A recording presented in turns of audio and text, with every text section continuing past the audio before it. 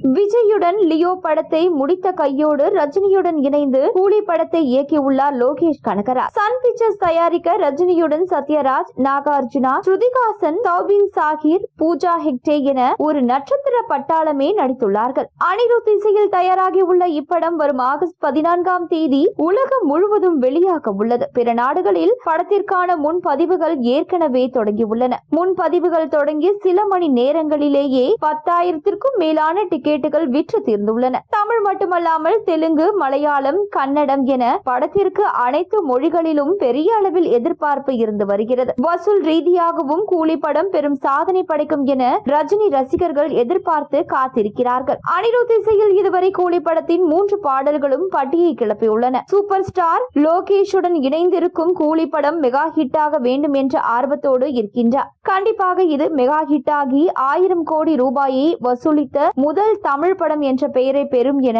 Super star மற்றும் லோகேஷ் கனகராஜின் ரசிகர்கள் கூற ஆரம்பித்திருக்கிறார்கள். இப்படத்தின் ஆடியோ வெளியீட்டு விழா சென்னை நேரு உள் விளையாட்டு அரங்கத்தில் நடக்கிறது. இது குறித்த அறிவிப்பை சன் பிக்சர்ஸ் நிறுவனம் ஏற்கனவே வெளியிட்டிருந்தது. படத்தில் நடித்த அனைத்து நடிகர்களுமே கலந்து கொள்கிறார்கள். சூப்பர் ஸ்டார் ரஜினிகாந்தின் பேச்சிற்கு தான் ரசிகர்கள் மிகுந்த ஆர்வமாக இருக்கிறார்கள். இந்த விழாவில் அஜித்தை பற்றி பேசவும் வாய்ப்பிருக்கிறது. சமீபத்தில் பல நிகழ்ச்சிகளில் லோகேஷ் அஜித்தை இயக்குவதை பற்றி பேசி வருகிறார். அஜித் என்ற ஒரு பெயர் சொன்னாலே மொத்த அரங்கமும் அதிர்ந்துவிடும். இதனை பல விழாக்களில் பார்த்திருக்கின்றோம். ஏற்கனவே நிகழ்ச்சி ஒன்றில் லோகேஷ் கனகராஜ் பேசிய தகவல் இணையத்தில் வைரலாகி வருகிறது. அதில் அஜித் சார் நடிப்பில் கண்டிப்பாக திரைப்படம் இயக்குவேன், அது 100% உறுதி. அவரது ஆக்ஷன் முகத்தை என்னுடைய படத்தில் பயன்படுத்த வேண்டும் என்ற ஆசை உள்ளது. தற்பொழுது அஜித் குமார் கார் ரேஸில் கவனம் செலுத்தி வருகிறார். நானும் என் அடுத்தடுத்த படங்களிலும் பிஸியாக இருப்பதால் கொஞ்சம் தள்ளி போகிறது. ஆனால் எனக்கும் அவருக்கும் ஒரு டைம் லைன் அமையும் போது